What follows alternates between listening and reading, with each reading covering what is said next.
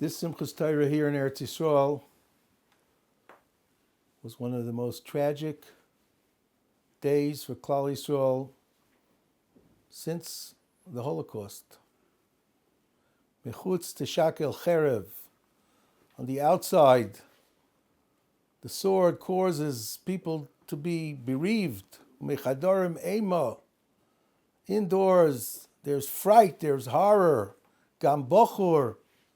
Young men, gam besula, young girls. Yonek, children, im iseva, with older people. Over 1,300 Yidden. Young, old, babies, Holocaust survivors. They didn't just kill these Yidden. They butchered them.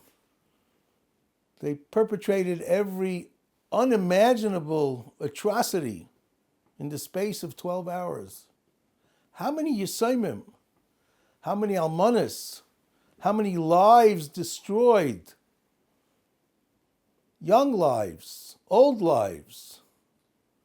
The Mishnah says in Sanhedrin, Kol abed nefesh achas mi Yisrael kilu ibeid olam mole. One who destroys, one who kills a Jew has destroyed an entire world, 1,300 worlds. Every Jew, we must remember, no matter where he is on the spectrum of observance, is an olam mole. And as the Gemara says in Sanhedrin Daf Mem Zayin, Haruge Malchus, those who were killed because they were Yidden, and make no mistake about it. When the Arab says, Itbach el Yahud, he means to kill Jews, not to kill Israelis.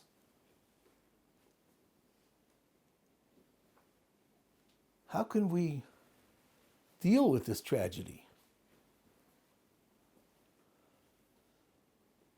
Think of the families.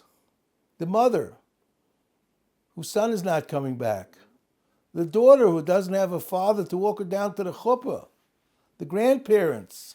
The babies. And then think of the soldiers who are on the front lines. Try to imagine if it was your son in harm's way. Your husband. Your father.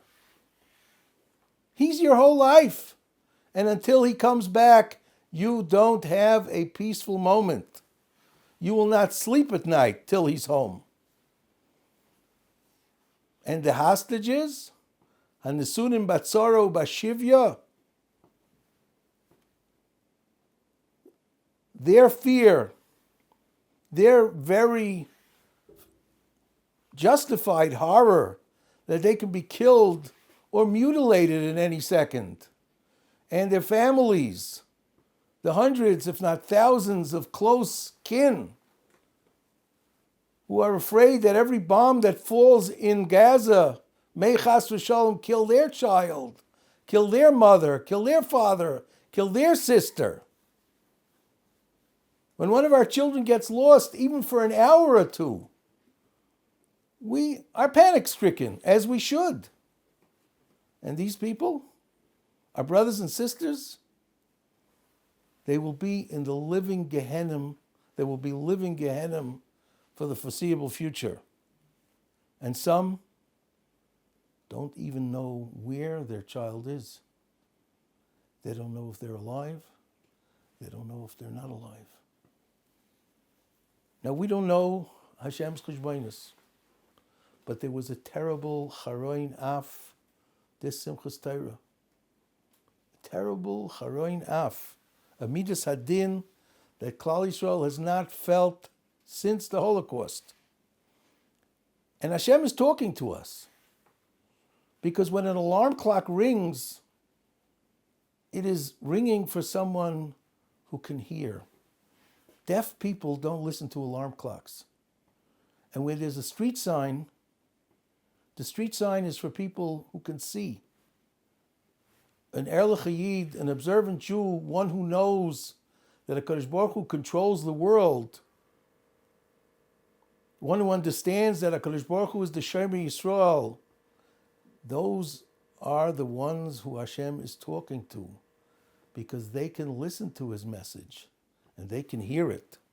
So those of us, an Erlich Yid, an observant Jew, a striving Jew, a Ben Torah, a housewife, a parent, a child, what can we do?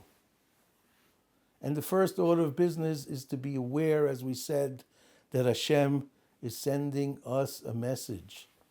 The Rambam says in the beginning of Hilchos Tainiyos that if a tragedy happens to the Jewish people and the reaction is, well, it was a mikra, it's a midas achzarius, it's a cruel way of responding. If we say that what happened on Simchas Torah is because the army or the security services or whatever explanation we give, al pi derech hateva, we are being cruel. And Yidden are Rachmanim, B'nei Rachmanim, we are not cruel. Hashem's message to us, as Reb Chaim Shmulevitz said, and as the Medrash says, Yoinosi b'chagvei hasela, when HaKadosh Baruch Hu's dove, when the yoin of HaKadosh Baruch Hu is b'chagvei hasela, is in the fissure of the rock, between a rock and a hard place, the purpose is, as it says in Shir Hashirim, Hashmeini es koilech. HaKadosh Baruch Hu is calling out to us, and he wants us to rebuild our relationship with him, to talk to him. And we must remember first and foremost, and this is something that Reb Chaim Shmulevitz would stress over and over and over again, as we say in the Haftarah and Shabbos Shuvah, Ashur lo Yoshienu. The United States, we appreciate their good intentions. They will not save us. Al sus loy nirkov. It's not our tanks. It's not our armored vehicles. V'loy noymar oid Eloheinu l'maaseh yodenu. Let's no longer say that it's the maaseh yodenu, the strength of our hands, that gives us the ability to succeed. But let's not be busy focusing on others and saying how this group or those people are busy with kochi v'otzem yadi. Let's focus on ourselves. What about us? Do we ascribe our successes in life, in business, at a job, in our social life, in our professional life, our family life, whatever we do, how often do we say, well, it was our hard work and it was my this and our that and my connections, and that's not kochi v'otzem yadi? It's very easy to ascribe kochi v'otzem yadi to someone else. Let's think about it in terms of what we do, what we take credit for our successes in life. Let's not look at our Masi Yadeinu as our strength, because that's not what made things happen. That's not what enables us to succeed. It's rather, as the pasuk continues, Asher b'cha Yerucham Yosaim. Even an orphan who has no one to help him, HaKadosh Baruch Hu is there to protect him. And Klal Yisrael, let's face it, is an orphan. No one is protecting us in this world, and it doesn't matter if you're in Eretz Yisrael or anywhere else. We don't have Ein Lanu Lishoin. We have no one to rely on. Elo al Avinu Shebashamayim. So the Chazal say, Hashmeini es koilech, the pasuk in Shir Hashirim tells us, we must daven. Hashem wants us to talk to him, to renew our relationship with him. But it's not only us. It's our children's davening. The Gemara says in Masechta Shabbos, Daf Kuf Yates Amud Beis, Ein ha'olam miskayim ela al hevel piyem shel tinoikos shel beis rabban. The world exists, continues to exist on the pure speech, the tefillos, and the limud HaTorah of Tinoike Shel Beis Rabban, the Hevel Peh, the pure, unsullied, undirtied words of our children, our grandchildren. That is what grants existence to the world. So when we daven, we are in a very real way saving someone in the front lines from getting hurt. Saving someone in any city in Eretz Yisrael which is struck by a missile from being harmed. We're protecting someone on the front lines. And if chas v'shalom we don't, we are going to be responsible. Reb Chaim Shmulevitz would quote the Zohar that says that Mabul was called Mei Noach because Noach could have davened for the people of his generation. Noach, one person, should daven for a whole world which is corrupt, and since he didn't, it's his fault? Yes, says the Zohar. Now look at us, hundreds of thousands of Erlich Yidden. We can daven, and we can make the difference.